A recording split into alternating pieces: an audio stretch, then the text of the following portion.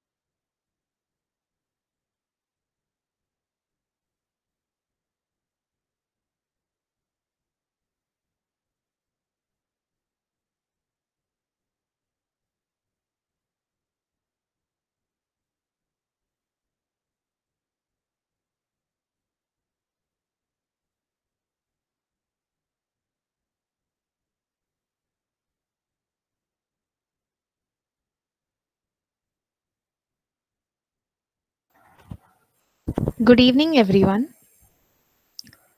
I am Prerna, Chair, Signal Processing Society, and welcome to our seventh event under the series of events. Today, our speaker is Dr. S. Suryanarayana Sir, Professor and Head of Department, Electronics and Communication Engineering from Geetanjali College of Engineering and Technology, who will enlighten now us on the topic Digital Image Processing.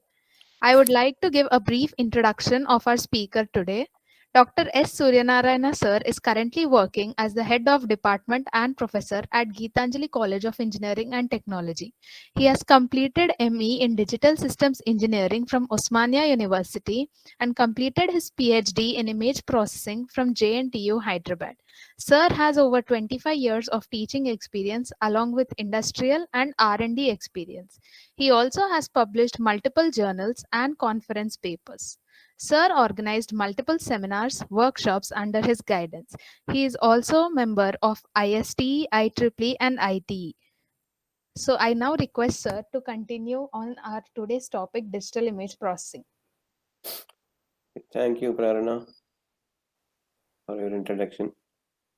Uh, Good evening, dear students and faculty members. Good evening, sir. Good evening. Can I share my screen?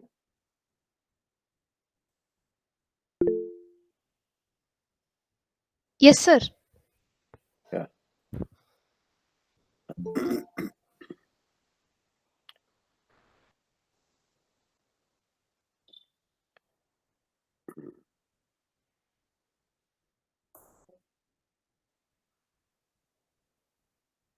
Is the slide visible to everybody? Yes, sir. My audio is okay? Yes, sir. Right. So good evening all of you. So today let us see some brief introduction about image processing. Have you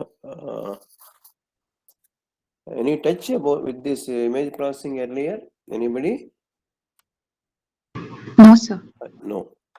So this is the first time you are coming through this image processing. Okay. So brief introduction about this image, digital image and image processing techniques which we use for different purposes we discussed today.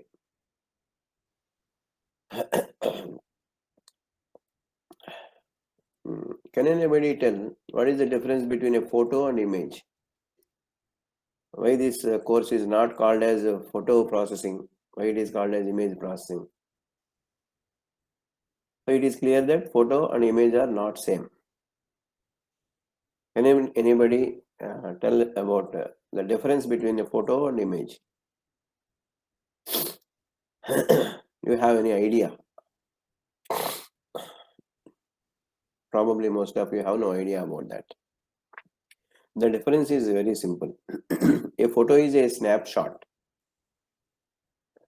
If any image through a snapshot, an object is shooted just like as a snapshot, it is called a photo. It is not called as an image.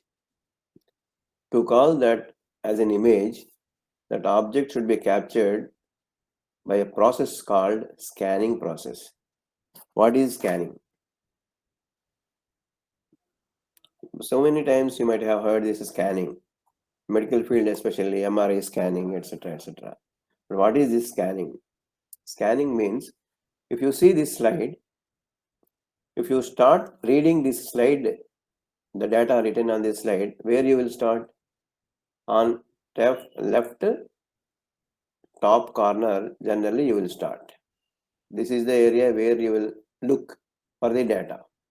If there is no data, our eye will move in this direction and reach the end of that first line.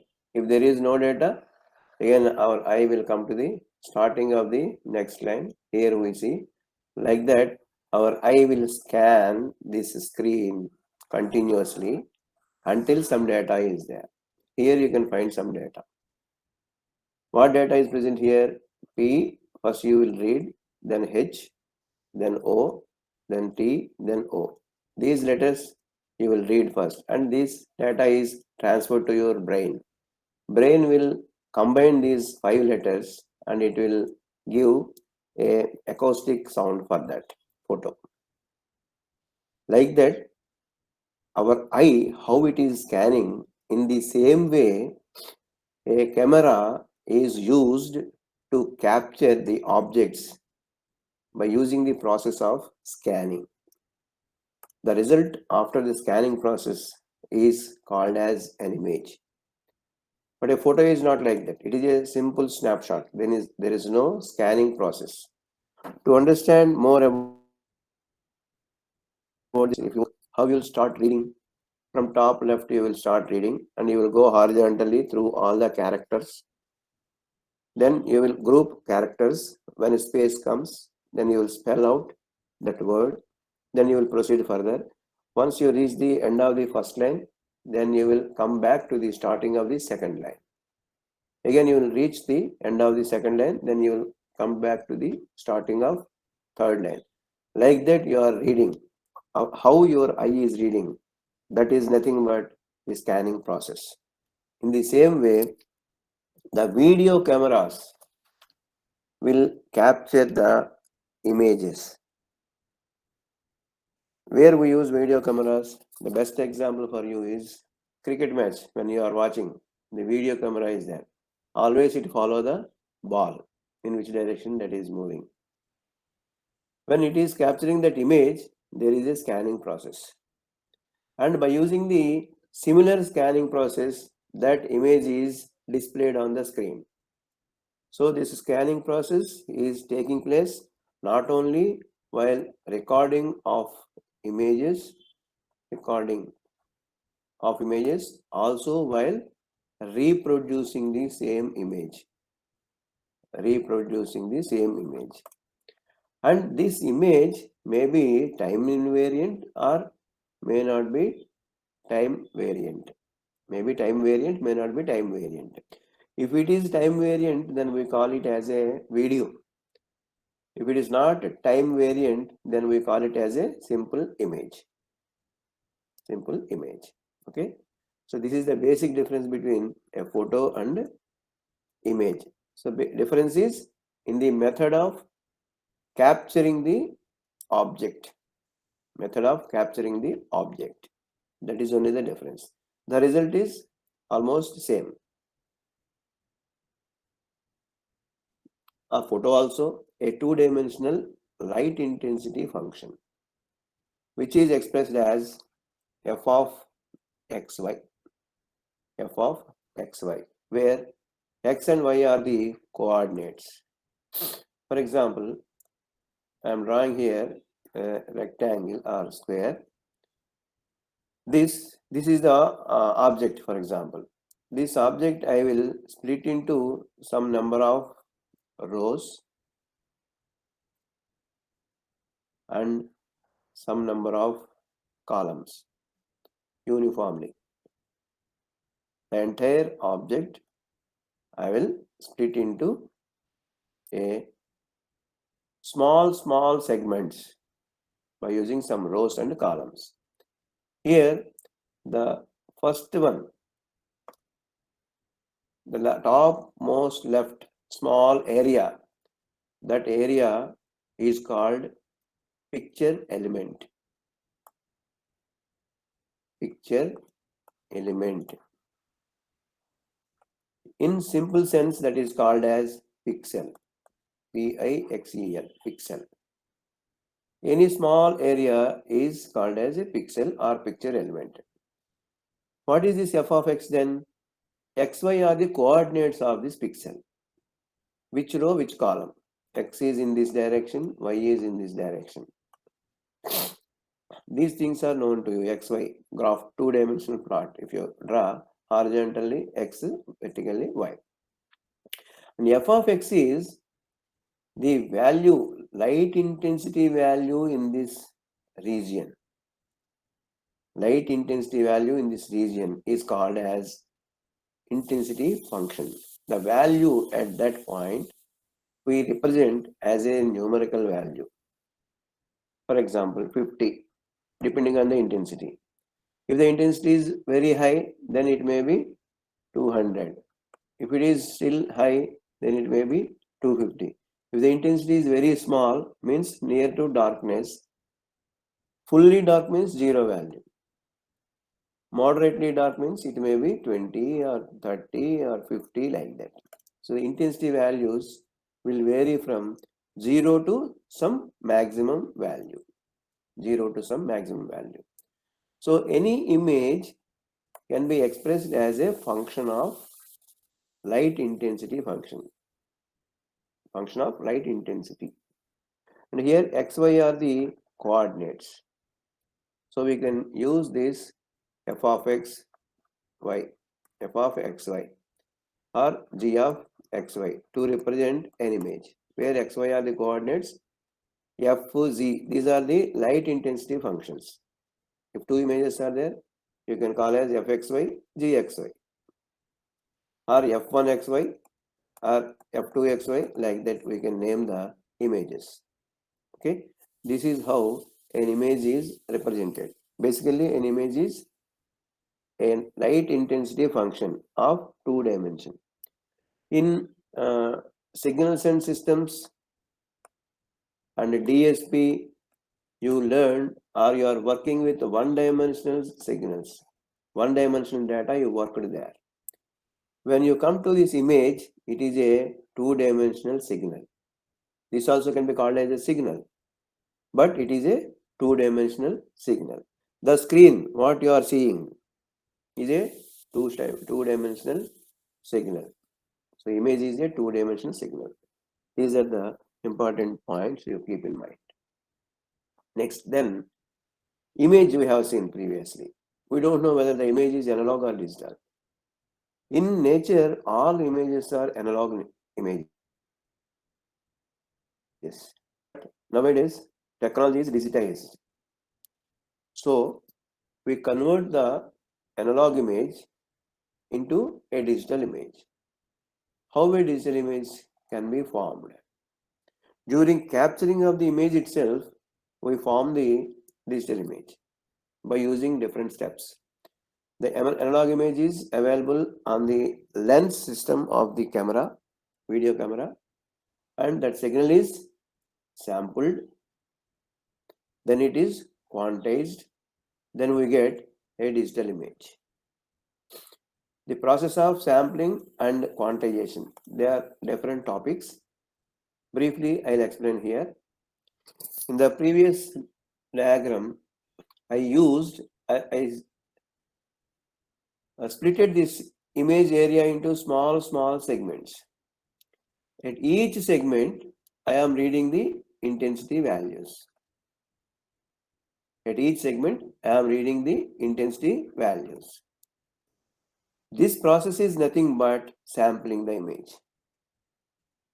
For example, the intensity values may be 20 in the first cell, next it may be 15, next it may be 100, like that horizontally, and vertically they may be 10 or 50, like that we get some values.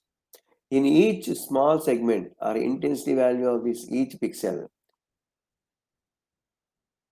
will be a value. That value is nothing but sampled value. After the processing of sampling, we have to quantize the values. What is quantization? Suppose if you sample a signal, the value of this intensity, light intensity may be 0.5 for one pixel and 20.6 for another pixel, and it may be 58 for another pixel. Like that, different values we may get. Because the original image is analog in nature, the sample values also we get. To process the image more efficiently, we convert this analog image into digital image. Digitization has so many advantages. There are some disadvantages, but those disadvantages can be overcome by using some additional processing methods. So all analog signals are converted into digital domain by using a process of sampling and sampled values which are analog in nature, means continuous in nature. In one-dimensional space, you might have already learned if a signal is like this, if you sample the signal, the amplitude at this instant, amplitude at this instant, amplitude at this instant, you will read for each time instant 1, 2, 3, 4. Uniform time intervals. At uniform time intervals, you will read the amplitude values. These amplitude values are continuous in nature like this, like 0.5, 20.6, 58, like that. These samples are adjusted to the predefined amplitudes. That process is called as quantization. On x-axis it is time domain, and on y-axis we predefine the levels. Let this is 1, this is 2, this is 3, this is 4. I define only 4 levels, for example. So if any sample is having 0.6 sample value, then I will adjust that either to 0 or 1. Which one is nearer to that, I will adjust this. So 0.6 is near to 1. So adjusted to, so at this time instant 1, the sample value in analog domain it is 0.6, but after quantization it is adjusted to unity. Suppose if another sample is there whose value is 2.8 in analog domain, when it is quantized, what is the nearest quantization level? 3. So that value is adjusted to 3. So a 2.8 value is adjusted to 3. Like this, all samples amplitudes are predefined levels. Here the level may be light intensity, or it may be a voltage level, or it may be a current level, no problem, whatever it is. But these are predefined levels. This process is called as quantization. So what is quantization?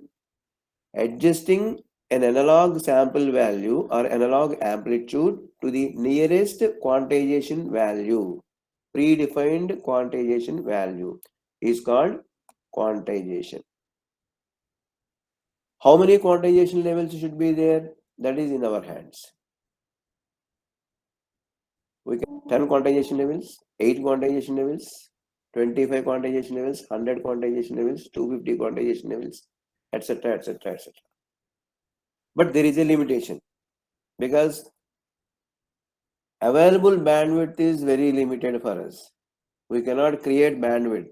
We have to use the available bandwidth.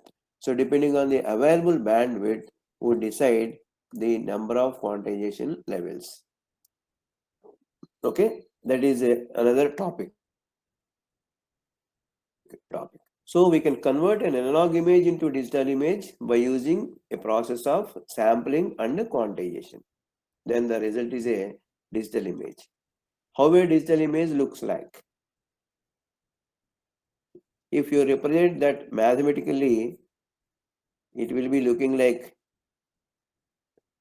this, with each sub area is represented with a numerical value 1, 5, 6, 8, 10, 100, 20. Like that, it looks like a matrix, values of integers. There are no fractional values because they are quantized. Quantization levels generally we take integers. So the digital image is represented as a simple matrix. That matrix we are representing as x, f of x comma y. Here x is along x direction, y is along y direction. The top left value coordinates are the zeroth row, zeroth column element. You can also start with 1 comma 1. There is no problem. In MATLAB, it will not permit zeroth index. So 1 comma 1 location you can take first row, first element. Then the second value in the first row is coordinates are 1 comma 2. These are the coordinates for the second element. Like that for third element 1 comma 3. Values. When you come to the second row, the first value is 2 comma 1. Second row, first column. 2 2. Second row, second column. 2 3. Second row, third column value. Like this, the index xy we indicate.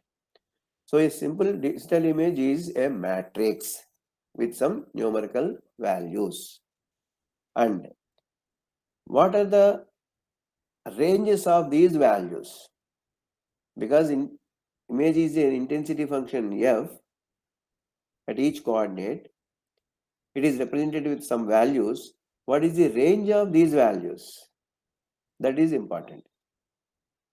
That decides the number of quantization levels indirectly. In digital images, have black and white images, color images. In black and white images are grayscale images, also called as grayscale images.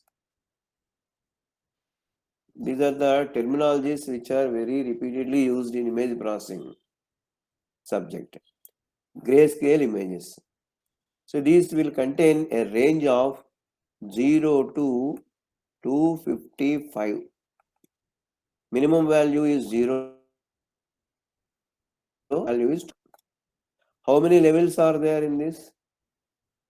0 is one level and next level is 1, next level is 2, like that up to 255. So total levels we have are 256. 256 levels we have. 256 quantization levels we have. In the example I have given 1, 2, 3, 4. Only 4 I have given here. But in grayscale images, the range is 0 to 250. 0 into black and 255 is corresponding to white. In between different shades we get.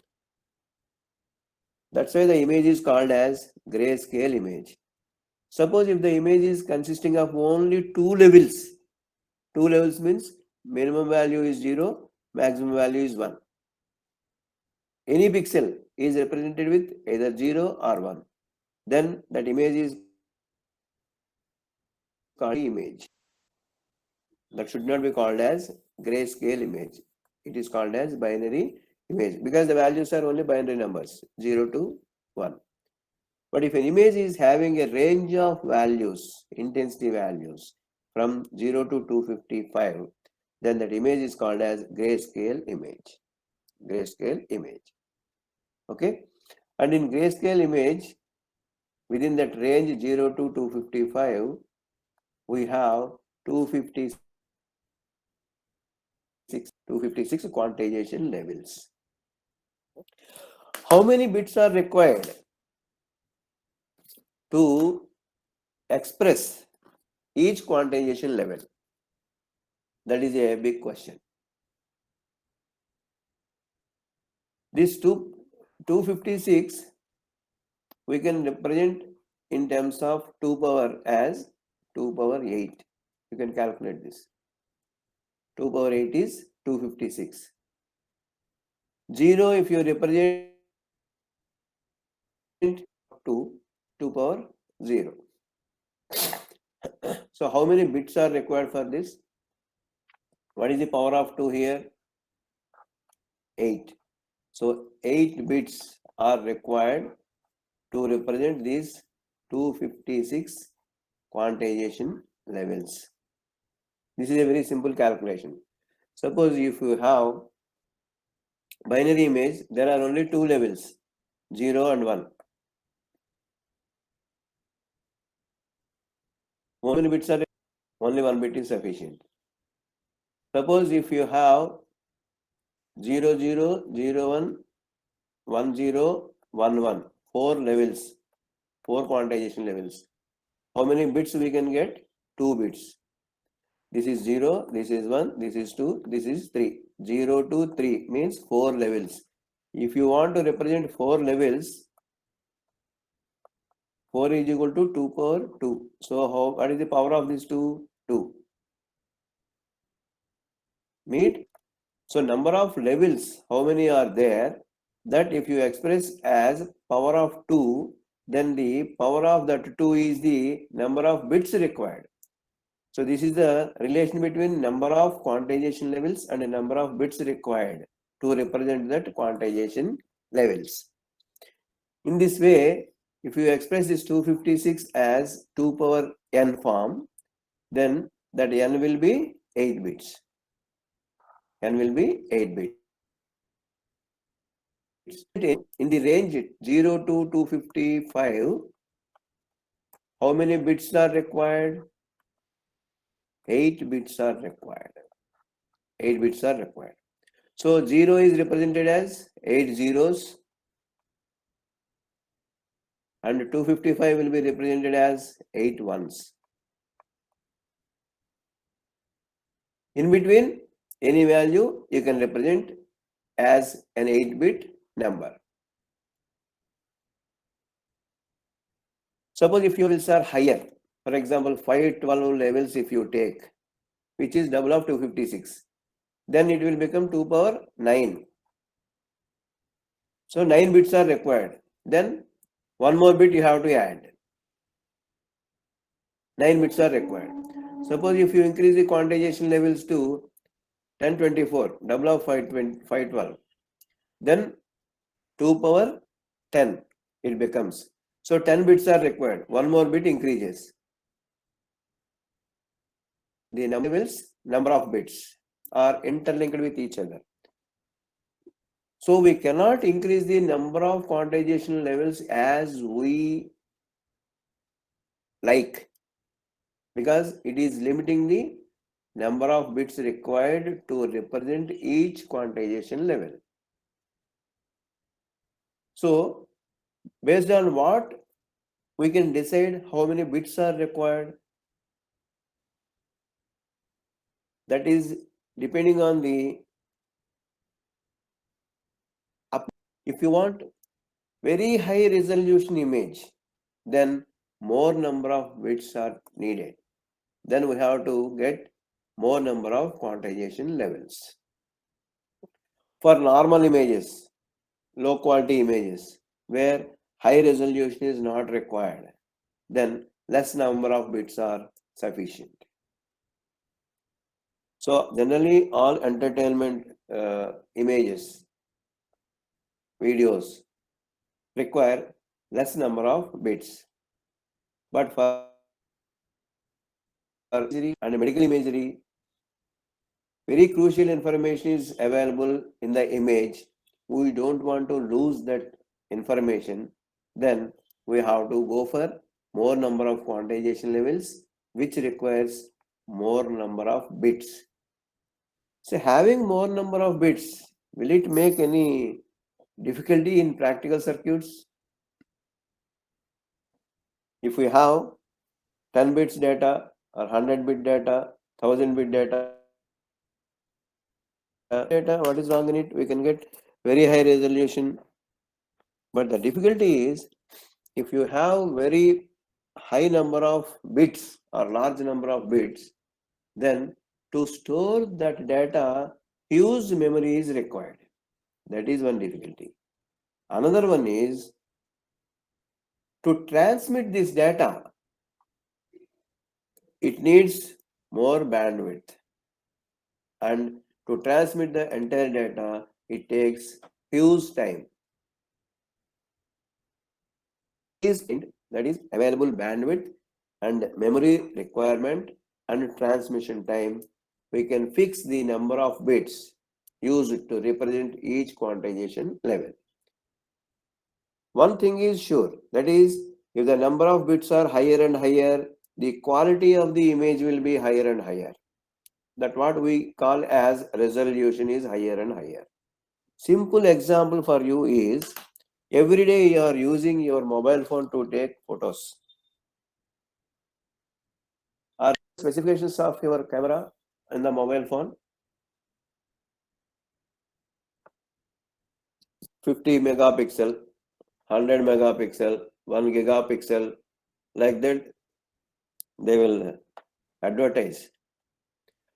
What is that? 50 megapixel, 100 megapixel means if you are shooting this screen area, whatever you are seeing, if you use 50 megapixel camera and the same image, if you shoot by using 100 megapixel,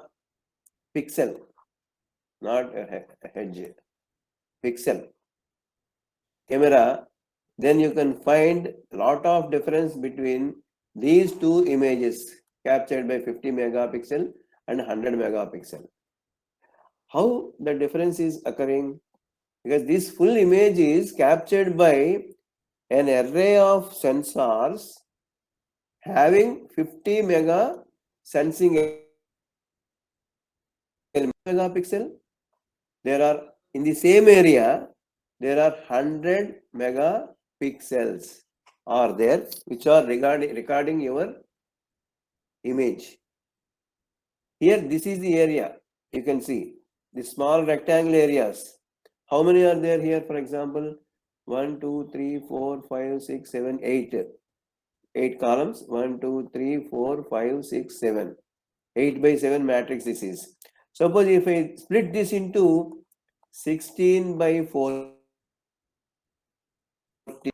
each column is again divided into 2 more columns.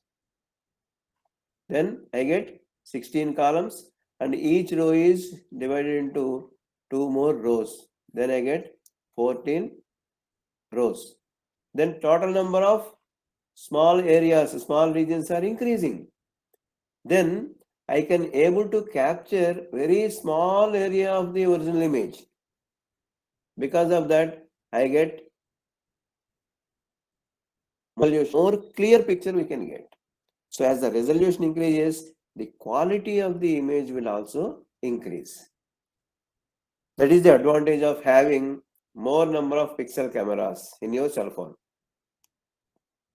Earlier, there are only kilopixels, 100 kilopixels, 100 kilopixels like that, 50 kilopixels. Then the image quality is definitely very less. Nowadays, megapixel, hundreds of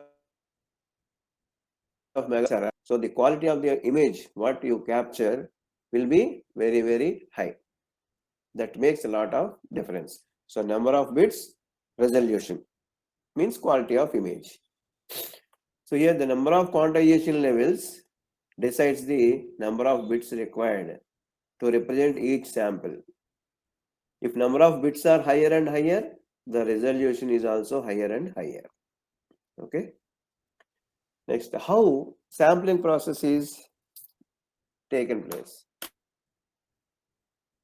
Sample that we use 3 type of grids: square grid, hexagonal grid, triangular grid.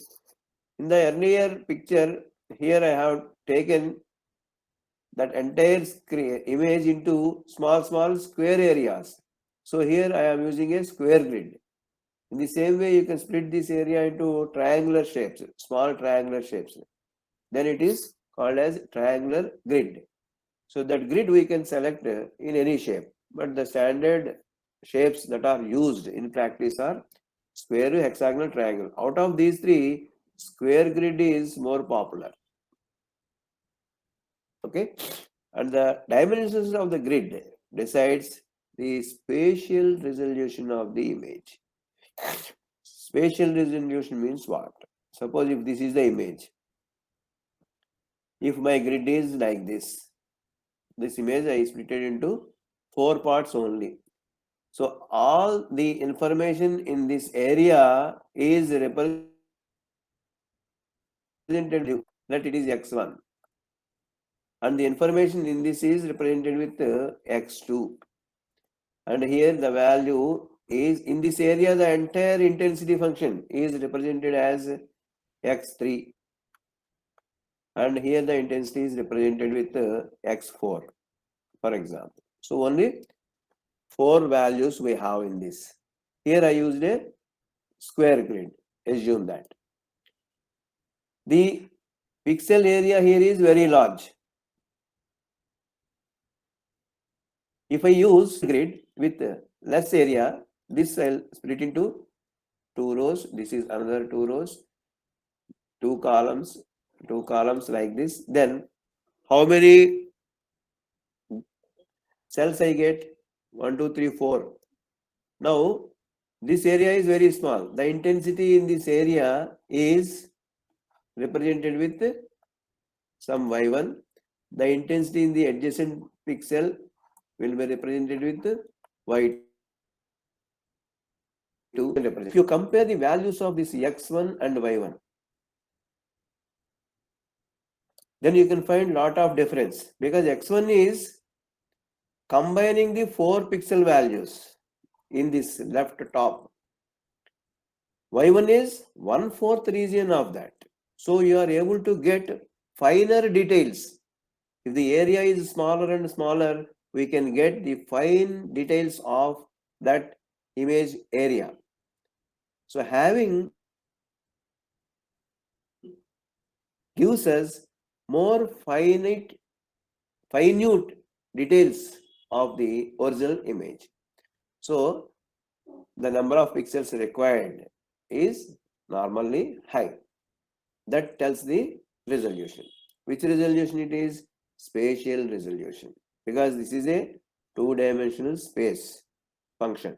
Image is a 2-dimensional spatial function. which is the intensity function. Okay, each sample is called as pixel. This is already explained. Are required for each pixel, that also we discussed. In normal practice, we use 1 to 32 bits is sufficient. And for grayscale, we use, for grayscale images, we use 8 bits. And for color images, in color images, there are 3 primary colors, R, G, B, red, green, blue. These are the primary colors. Each color is represented with 8 bits. Each color is represented with 8 bits. So in that single pixel area, red sensor will read R value, green sensor will read G value, blue sensor will read blue value. Each value is represented with 8 bits. So total how many bits will come? 24 bits. So to represent one pixel in a color image, 24 bits are used. So levels will be there. 2 power 24 quantization levels will be there, which comes to nearly 16 million values. So we can able to generate 16 million shades of a color image. How many our eye can recognize, that is a different story. But if you represent each color with 8 bits, 3 primary colors, 3 into 8, 24 bits, if we use, we can have 2 power 24 quantization levels, which generates nearly 16 million shades of data. So different colors we can identify with the different shades, which needs, for example, if you take a grayscale image to store one pixel value, how many bits are required? Memory is required. Only 8-bit memory is sufficient to store one pixel. If you want to store color image, to store one color pixel, you need 24 bits. If your image size is, for example, 16 by 16, 16 rows to 16 columns, assume. So total number of pixels will be equal to 256 number of pixels. Each pixel is represented with 24 bits. So into 24. This is the amount of memory required a 16 image. Suppose if it is a grayscale image which is represented with 8 bits, then it needs 256 into 8 bits. This much memory is sufficient to store this grayscale image with 8 bits. So as the number of bits increases, the memory requirement will also increase. But for color images, we use normally 24 bits. By using that, we can have 16 million shades. Okay. Next, this is one of the digital image available. The image name is Lena. In all image processing research, people will use this image as a reference image for their processing applications. They apply all their algorithms on this image and they will extract the effects of their algorithms. So this is one of the standard image, Lena image. And how image is represented. I already explained this as columns and rows with the numerical values. This is a simple matrix. The size of this image in this example is 4 columns, 4 rows. So it is a 4 by 4 image. 4 by 4 image. So total number of pixels are 16 pixels. In your 50 megapixel camera,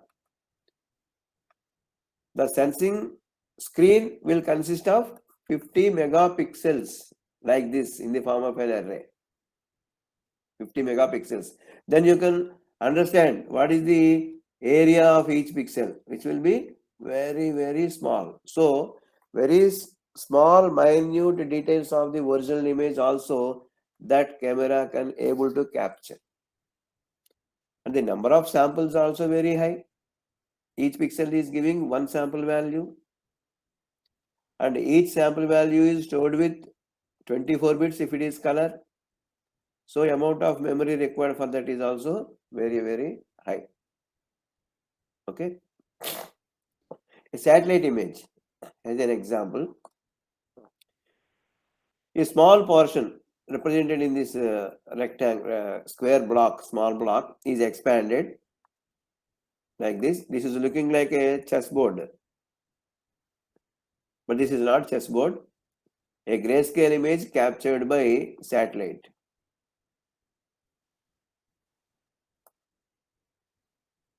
Grayscale image captured by a satellite.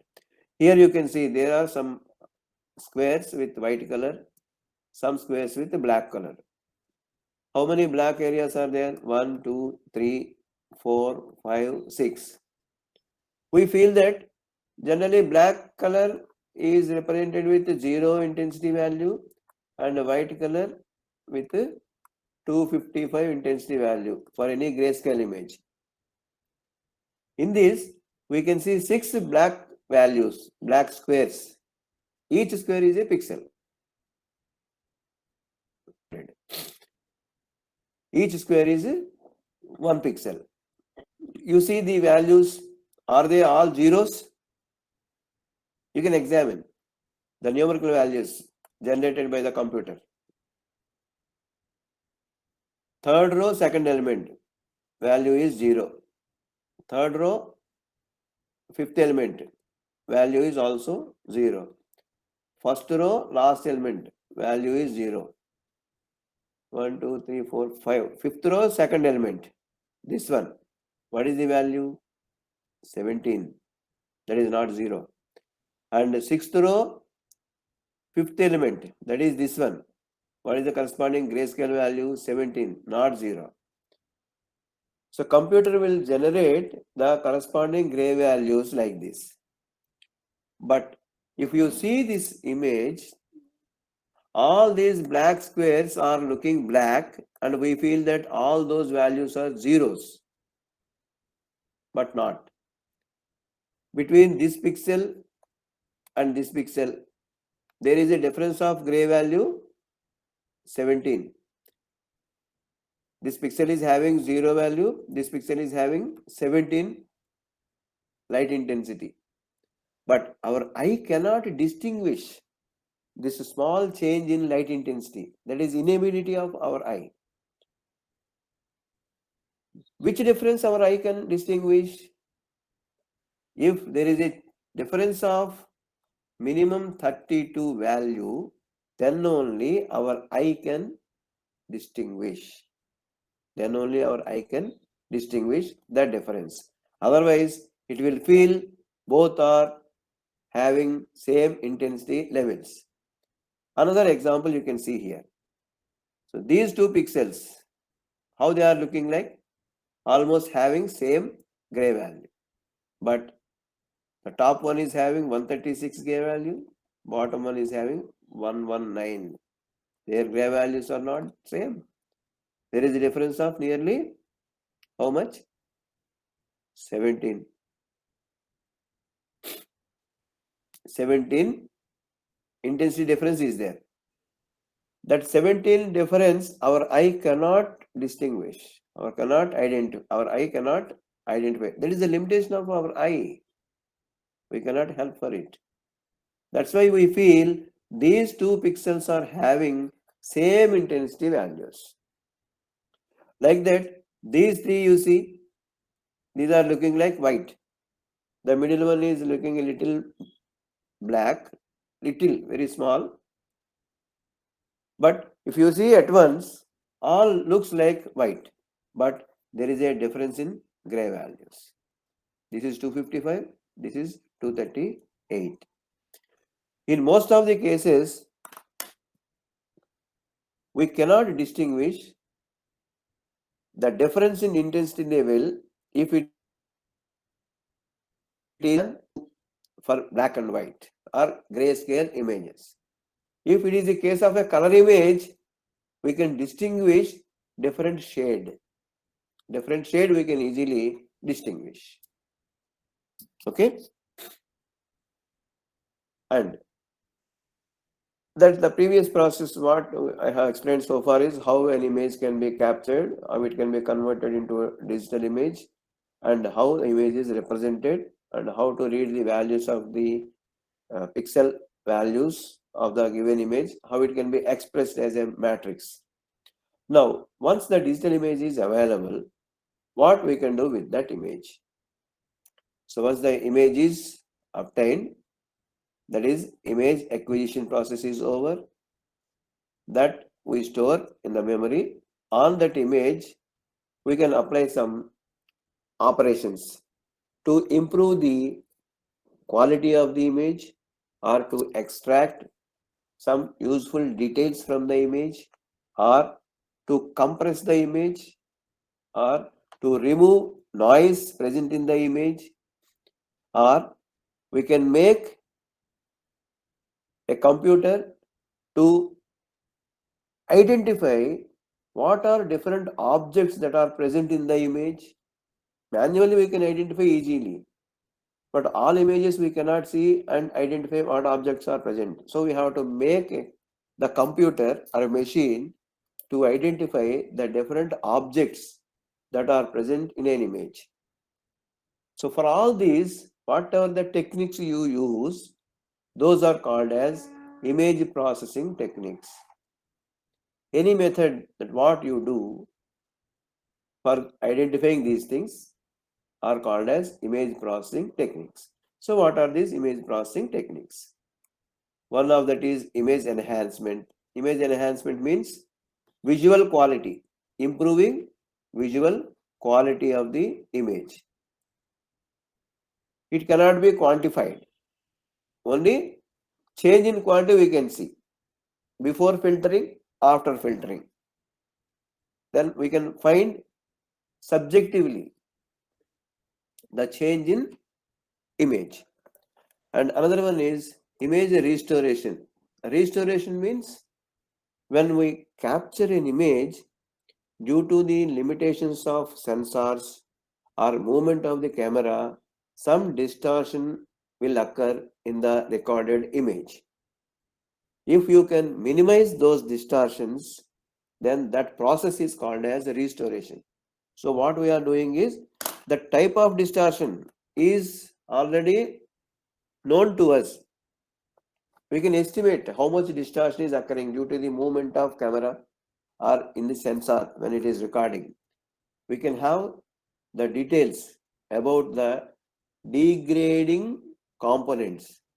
We apply the opposite operation. Then the resultant image will be with high quality. This can be quantifiable. This can be quantifiable. We can measure. Okay. So here we know what type of degradation that is introduced. So we can apply the reverse operation. That process is called as restoration. And if color images are there, we have to be very, very careful because our eye is more sensitive for color shades, different shades. So if color processing is not properly done, the entire image quality may go out. So we should be very careful.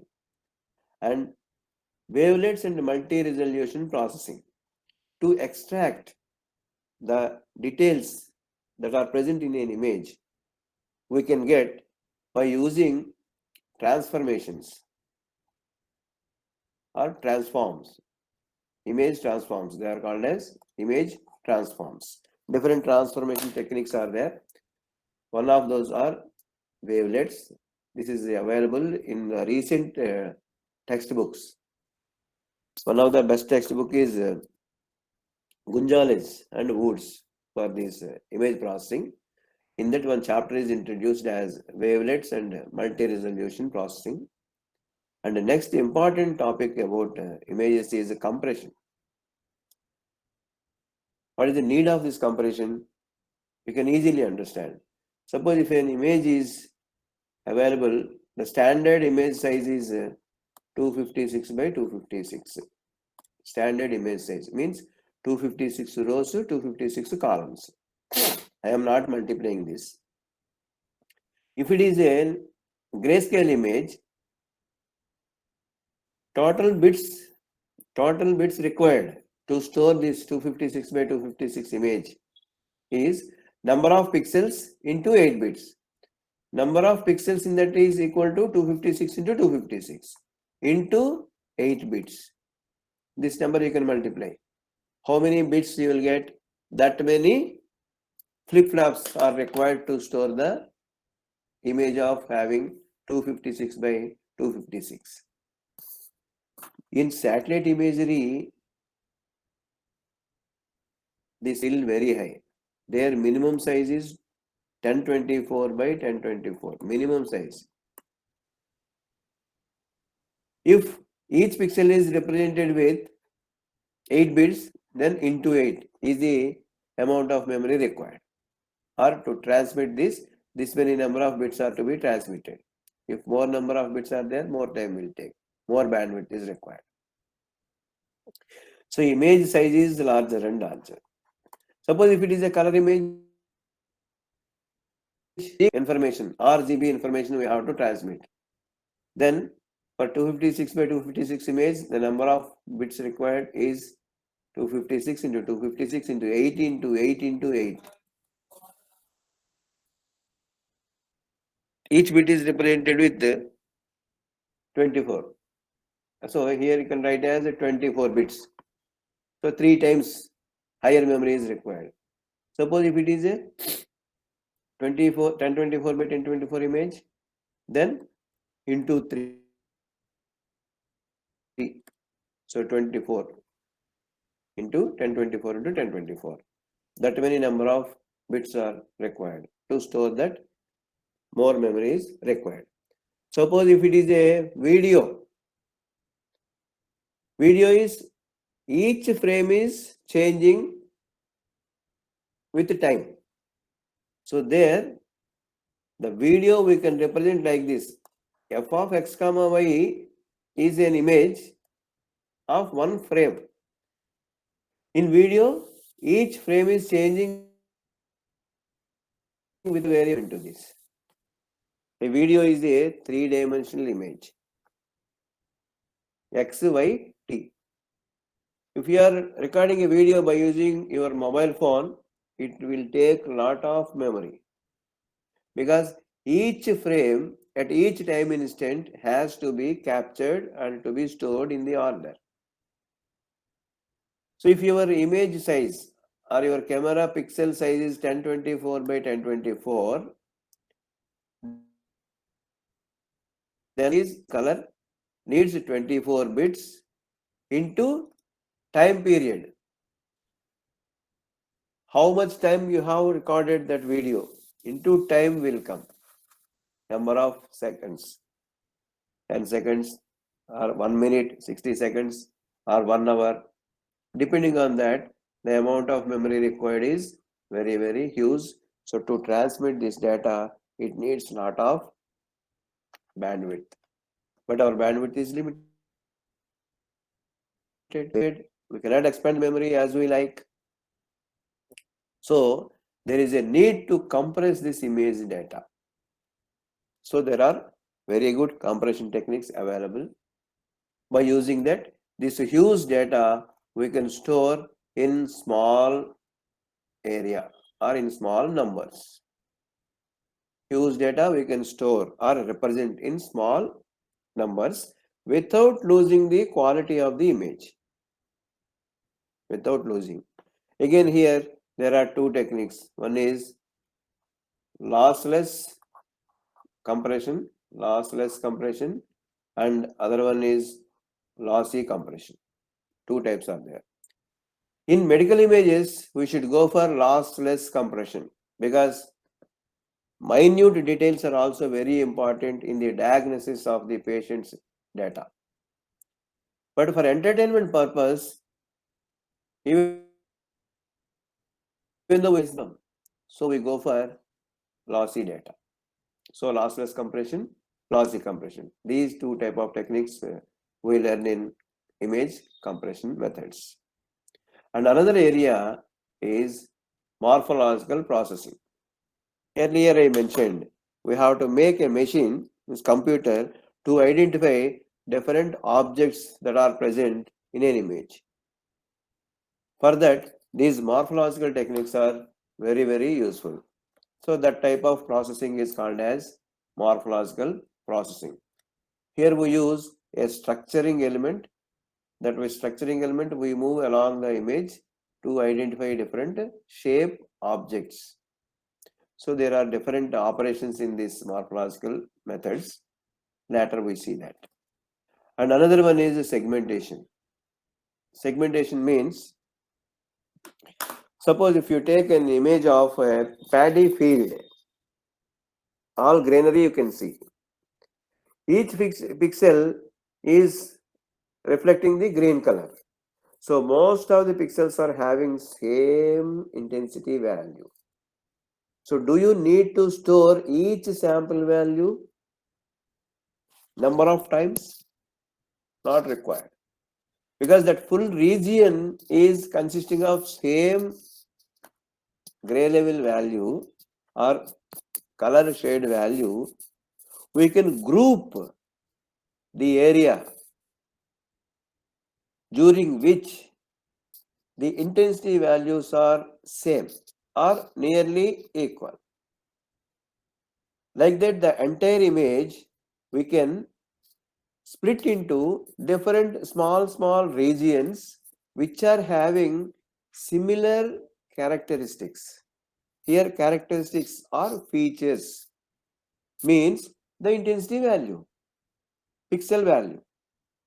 If adjacent pixels are having same intensity value, all those pixels can be grouped together. Like that, the entire image can be split into small portions, and each small portion can be assigned an index value, and that index value and that location will be stored. Then we can save a lot of memory, and the entire image we can split into small components, and these components we can transmit or we can store. There also we can save a lot of memory and bandwidth. So segmentation is useful for that purpose. Not only that, while segmenting this, we can introduce some special purpose intentionally. Like you can identify a square shaped objects during segmentation. Circular shaped objects we can identify.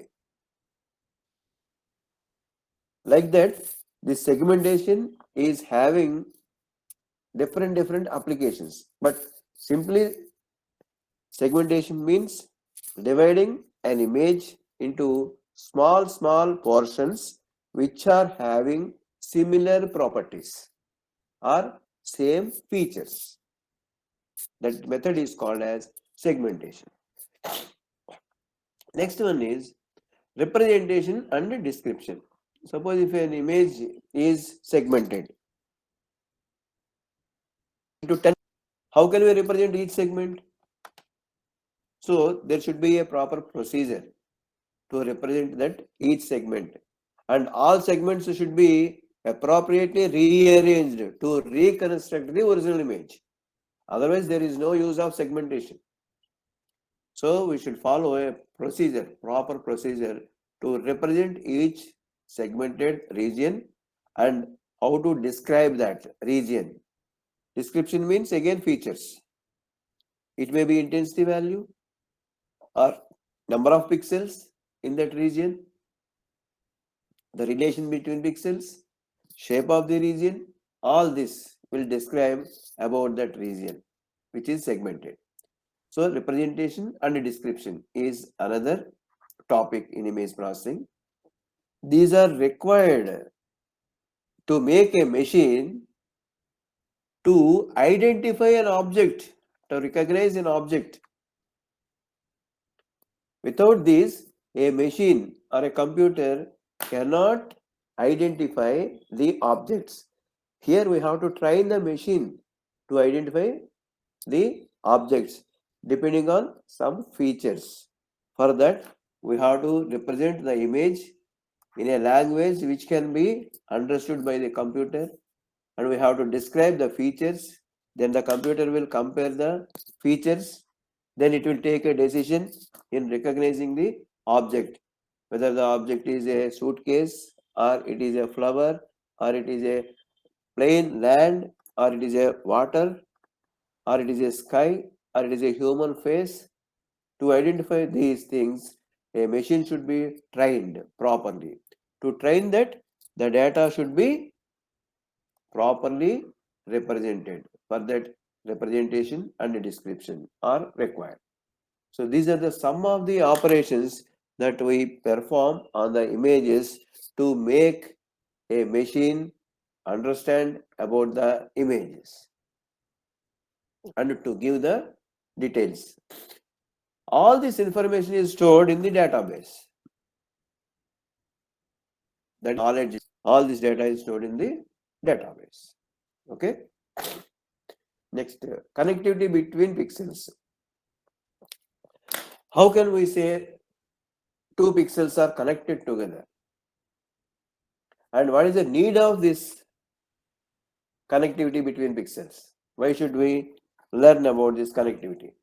Is two reasons. One is to establish boundaries of objects. Other one is the components of regions. To identify different regions in an image, we have to find out the connectivity between pixels. There are different connectivities. One is 4 connectivity, 8 connectivity, and M connectivity. And these connectivities are linked only with the gray values of the image, not with the pixel coordinates. One example I can show here. You see this image. I'll take this 238 as center value. Then top pixel, bottom pixel, left pixel, right pixel. These 4 I can consider. Then this connectivity is called as 4 connectivity. 4 connectivity. If I include the diagonal elements also, then surrounding to this central pixel, how many values are there? 8 values are there. Then it is called as 8 connectivity. If you consider the surrounding values also, means long diagonals, long adjacents, then we get nearly 25 pixels. Then it is 25 connectivity. In general, it is called as M connectivity. M connectivity.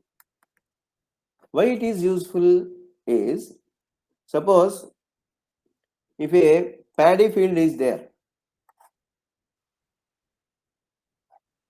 in this paddy field, almost all areas are green. We select a small region first with 4 connectivity.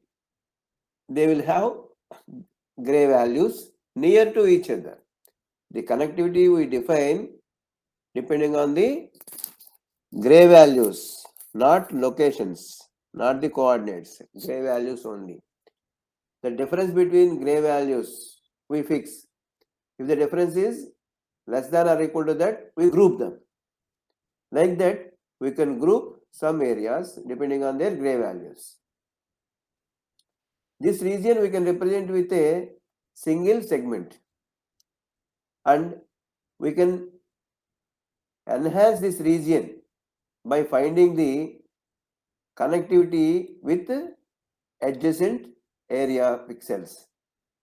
If they are also having the same gray level values, then the region is growing. Because in paddy field, almost all is green. So most area we get with the green gray level values. So all this region can be segmented as a single unit. So region growing, this is called region growing.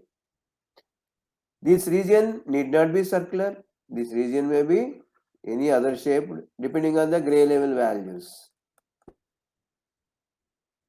But advantage of this is, if this region is having same features like grayscale value, then we can segment this part. We can assign this as segment 1 gray value 55.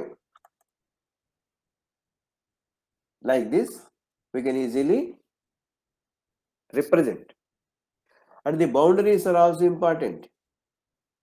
Which boundary pixels are very important. So each boundary pixel value also we have to record. In that boundary, the entire boundary is represented with index number 1, and in that boundary, within that boundary, including boundary, the gray value is 55. To store this information, very less memory is sufficient. Activity cells is useful in region growing. Okay. Next, to decide this connectivity, we use some mathematical formulae. They are distance measures. You might have heard the names: Euclidean distance, Euclidean vector space, Euclidean space. You might have heard this word. That is the name of the scientist. These distance measures we can use to group different pixels. Grouping pixels is also called as clustering. Clustering of pixels. These are useful for segmentation purpose. So if the Euclidean distance between two pixels is less than some value, then we can represent both pixels as having same gray value. So these distance measures are used to cluster the pixels. Another distance measure is city block distance. Another distance measure is chessboard distance. Mathematical formulas are available for all these. Now I am not entering into that mathematical part, just I am giving only idea. Okay. That is about connectivity of pixels and distance measures used to cluster different pixels of an image. The next is, in image processing, what are different techniques we use? One is enhancement, other one is restoration, other one is registration. Registration is another important image processing method. I tell you that. Image compression, image segmentation. Already I have given brief introduction about this. And image registration means, suppose if an image is taken in your class, for example, from the stage I will take the photo of the entire class and record the image of the entire class. Then I want to know whether a particular person is present in the class or not. For that I use some processing techniques. Those processing techniques are called as image registration processing techniques. So here my aim is, a particular person is available in that class or not. That's all. If he is present, good. If not present, no. The result will be either yes or no. That method of identifying a particular object present in the image or not is called registration. Where this is useful? In criminology, this is very, very useful. Criminology. There is a terrorist, for example, whose photo is available with us, and there is a meeting going on, and we want to find out whether the terrorist is present in that meeting or not. For that, what we do is, we take the photo of all people present in that meeting and we present the terrorist photo to the computer, Then computer will check whether this similar face is present in that meeting photo or not. If it is identifying the same fellow in that meeting, then it is registering this person present in that meeting. Then immediately the security people will identify at which location the person is sitting, and they will go to that place and they will capture him. Like that in criminology it is used. And in other methods like satellite images, they take entire land images continuously. During cultivation time, people want to know how much area is cultivated with rice, how much area is cultivated with wheat, how much area is cultivated fruits, fruit gardens. To identify this also registration is useful. So applications of image processing are unlimited. So in what way you apply that is in your hands. So there are different methods we can use to get information. So what information you want? To get that information, which technique is useful, you have to decide. So here we are learning what are the different techniques that are available and how to apply them on an image. These techniques only we learn in this subject. Okay. Each topic is a separate chapter in the textbook. In the syllabus, enhancement is one unit, restoration is another unit, registration is another unit, compression is another unit, segmentation is another unit. So all the syllabus we cannot discuss even in theory subject. So brief introduction only. Image enhancement. Once we enhance the image, what we get? What results we get? So if we apply image enhancement techniques, again there are different techniques for image enhancement. We see in the subsequent slides. These image enhancement techniques improves or sharpens the image features. Sharpens the image features. Just 1 minute, some phone is coming. Hello? Hello? Yes, sir. నేను క్లాస్లో ఉన్నానండి, తర్వాత phone చేయండి.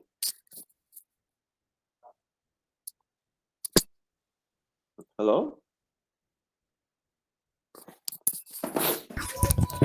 Yes, sir. In image enhancement, or we can comment or sharpness in the image features. Image features means what? Edge information. Sometimes edges will be blurred. We can make edges sharp. Sometimes boundaries may be merged. We can make boundaries sharp.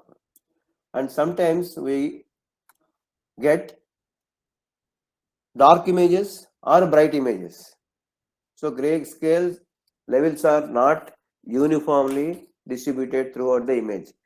Simple example is when you are taking a photo during marriages, if the ambient light is very less, then you will get a dark image. Faces you cannot see properly. Sometimes you get more light, then you will get very bright image. Then also you cannot see the faces properly. These type of situations we face in our life due to different ambient conditions. Those ambient conditions will change the gray level information of the image. So to improve the quality of that image, we apply grayscale modification techniques. There are different modification techniques, and we can change the contrast means the difference between black and white values. Black and white values. Here I can tell you some more information like If we consider the grayscale image, the minimum value black is 0, maximum value is 255, that is white, between black and white. Suppose this range is called as dynamic range of the image. Dynamic range. So if the image is having all these values, then the quality of the image will be very good. Quality of the image will be very good. Sometimes what will happen is the dynamic range of the image will be between 0 to 100. From 100 above, there may not be any pixel values. Then we see that image as a dark image. Features you cannot identify because it is dark. Enhance the dynamic range of this from 0 to 255 by using this image enhancement techniques.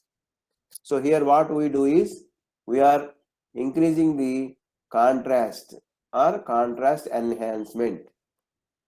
Those techniques are called as contrast manipulation techniques. Okay, here what we are doing is we are increasing the dynamic range, and there will be some images whose bright gray level values are between 150 to 255.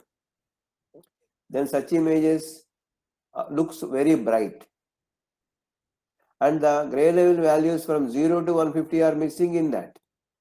Then also we can apply the same technique to increase the dynamic range of the image. That is also contrast enhancement. Okay, dynamic range means the difference between minimum value of the pixel and maximum value of the pixel. That is called dynamic range. If the dynamic 50, then the quality of the image is said to be very good. Otherwise, it is bad. Next, by using these enhancement techniques, we can reduce the noise, and we can apply some filtering techniques on that, and we can interpolate the image. We can magnify, we can increase the size of the image. Again, we can reduce the size of the image. And pseudo coloring. Pseudo coloring means if a grayscale image is available, we can make it into a color image by assigning some color values to a particular different grayscale ranges. That method is called as pseudo coloring.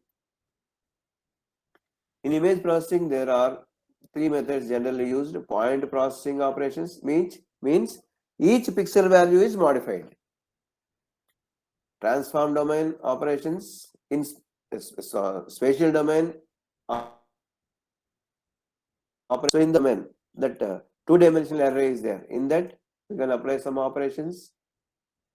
And in transform domain, we can apply some operations. So we take the transform of the image, then that image is transformed into its Fourier domain or another transform domain. There we apply some filtering process or some other techniques to remove noise or to identify some features. After that processing, again we will convert back that image into the spatial domain. Then also the quality of the image will be increased. So any technique we can use. In point processing, we can get image negative, contrast stretching. This is nothing but increasing the dynamic range, and we can compress or expand the dynamic range of the image, and histogram processing. These things we can do in point processing. So example images I am showing here. If the left side one is blood cells image. It is black and white, not color. Blood cells image is like this. Here 0 and 1, or 0 is the minimum value, 255 is the maximum value, grayscale image, assume that. The negative of this we can get. How? It is very simple. What is the maximum value? 255. So each pixel value you subtract from 255. 255 minus pixel value. Then you will get exactly complement of the original image. That is called as image negative. Image negative. Okay.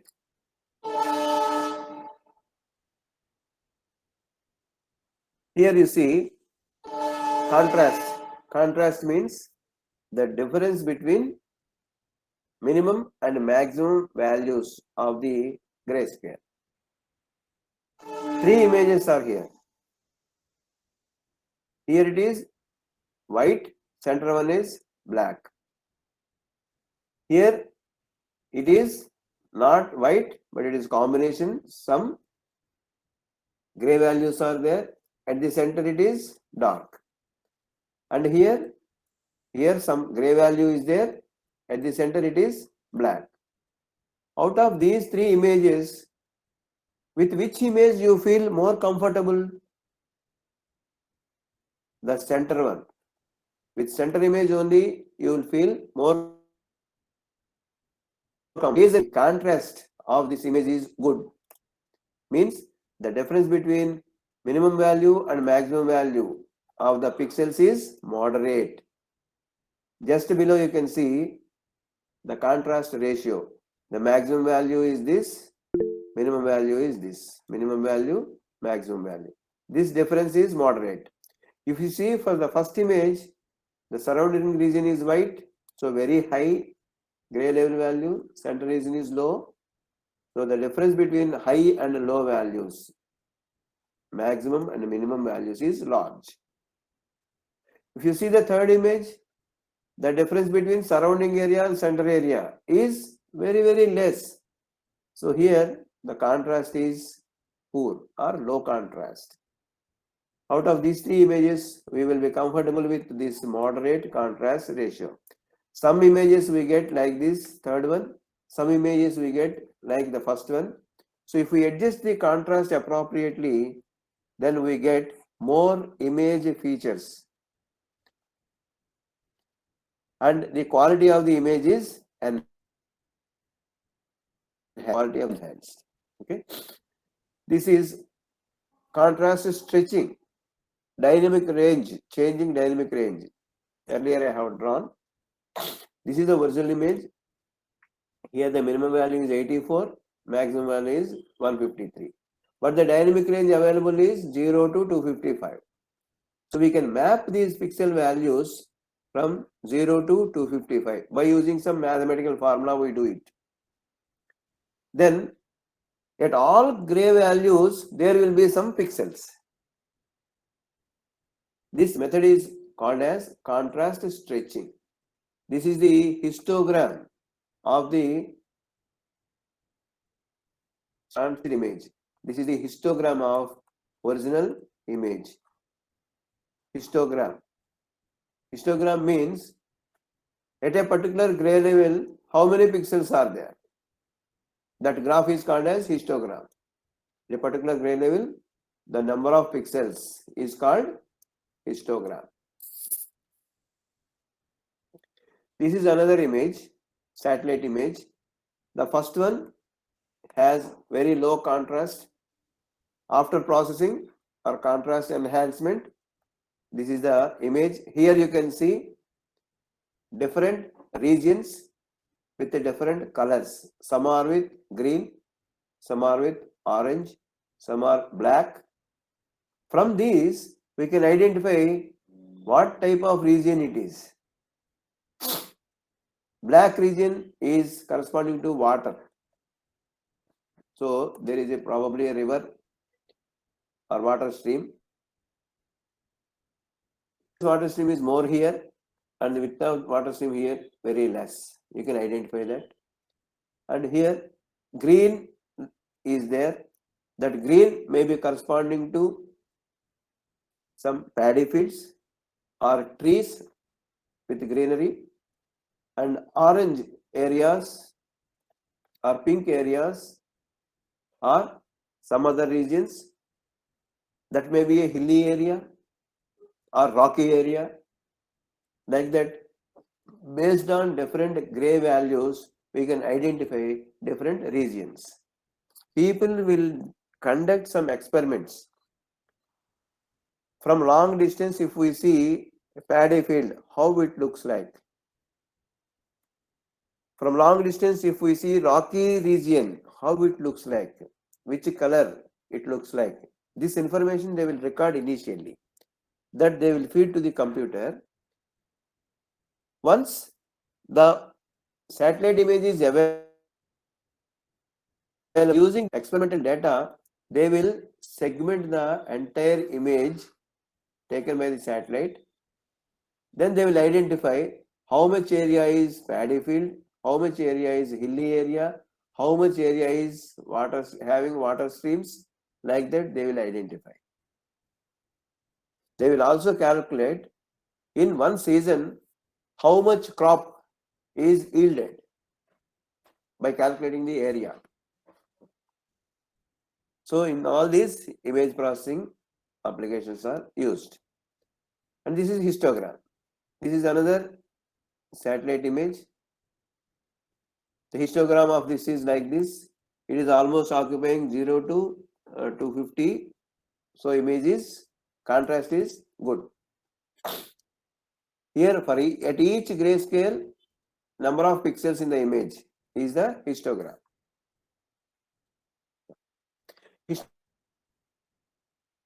Histogram one method, contrast. That is nothing but increasing the dynamic range by using some predefined mathematical formula. These are different images which are expressed in terms of radiance. Just I said dark images, bright images. When you take a photograph, if light is very less, then you get dark image. Such images are called as low radiance images or low radiance scenes. So here the grayscale is from 0 to 255, but the entire image occupies only a small range of gray values on lower side. Then the image looks like dark. And sometimes due to more brightness, more light, we get all grayscale values occupying higher side. Then we call such images as high radiance scenes or high radiance images. Low contrast images, high contrast images. Is nothing difference between minimum gray value and maximum gray value. The range, the dynamic range in other sense, is contrast. Here this difference is very less. So this image is called as low contrast image, and here the minimum grayscale value, maximum grayscale value, the difference is more. So it is called as high contrast image or high contrast scene. So for different images, the histograms are like this. From this first image, can you get any information? We cannot get what data is available in this because the image is dark image. It occupied low range of entire dynamic range available from lower side of dynamic range 0 to 255 it occupied. If we increase the contrast by applying some mathematical model, linearly contrast enhancement if we apply, the histogram the entire available dynamic range, then you can find more details from this image. If you stretch it further by using another mathematical model, then this is the histogram for that. Here you can see the details in this region are lost. Here you can find more details, but in this region details are lost. So the applying function should be properly selected such that the image details should not get distorted. This is another example for histogram. This is a circuit board, copper board. On the copper board connections, original image. This is the histogram of that.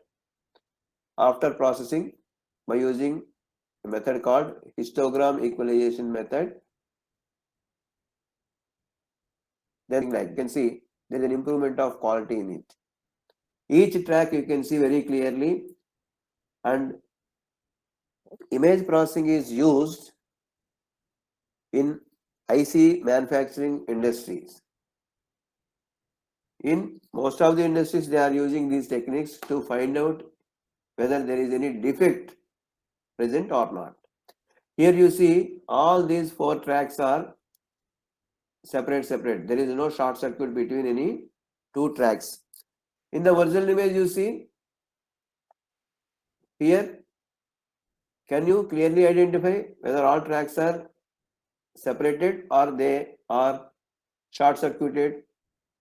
In this region you can see, once the histogram equalization technique is applied, the information is more clear. You can easily identify whether any 2 tracks are short circuited or not during fabrication because the quality of the image is now increased. Okay. Next part is noise. How much time I have? Now it is 8. Sir, it is up to 8. Up to 8. Yes, sir. So I will stop here. Next, noise is again different topic. So can I stop here? Okay, sir. Yes. Okay, then. If you have any queries, I can answer. Actually, there are more than 100 slides. Only 30 we have completed. Yes, sir. So much of information, sir. Is Informative. there. All this is basic information. We are not actually entering into the formulas and their Yes, sir. results. Basics, just basics. Yes, sir. We'll have some other Anyone have lecture. any questions? Sir, with this, we'll have some other lecture for faculty and the same IEEE space only, sir. Okay, So, sure. we thank you very much, sir, for your space, valuable time and informative lecture on behalf of IEEE space. Prerna, you can Yes, sir. carry on. Yeah. Thank you. I take this privilege to propose the vote of thanks. On behalf of IEEE Signal Processing Society, I thank Dr. S. Suryanarayana for delivering a profound lecture on digital image processing. Thank you, sir.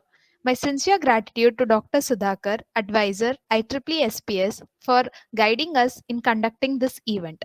I thank our college management, IEEE, and our faculty and every single participant who have taken their time to attend this event. I would like to thank all my team members for their valuable support for making this event a success. Thank you, everyone. If you have any queries, please feel free to post them in the chat box. Thank you, sir. Thank you. Sir, if you share the PPT with us, we can put it in the group. This PPT you want? Yes, sir. Like if you want students to. I have no problem. This is made for students only. To which mail I have to send? Can I send to Dr. Sudhakar? Yes, sir. Yes, sir. Or you have any WhatsApp connection or mail address? So, send me, sir. I'll share with the students. Okay. Okay, then I will send it to you. Me WhatsApp గ్రూప్లో పెట్టేస్తాను ఇప్పుడు. Okay, You sir. can share it. Okay, sir. Okay. Okay, right. Thank you. Oh, thank you. Can I leave? Yes, sir. Thank you, sir. Thank you. Thank you, sir. Right. Yes. Thank you. Right. Bye.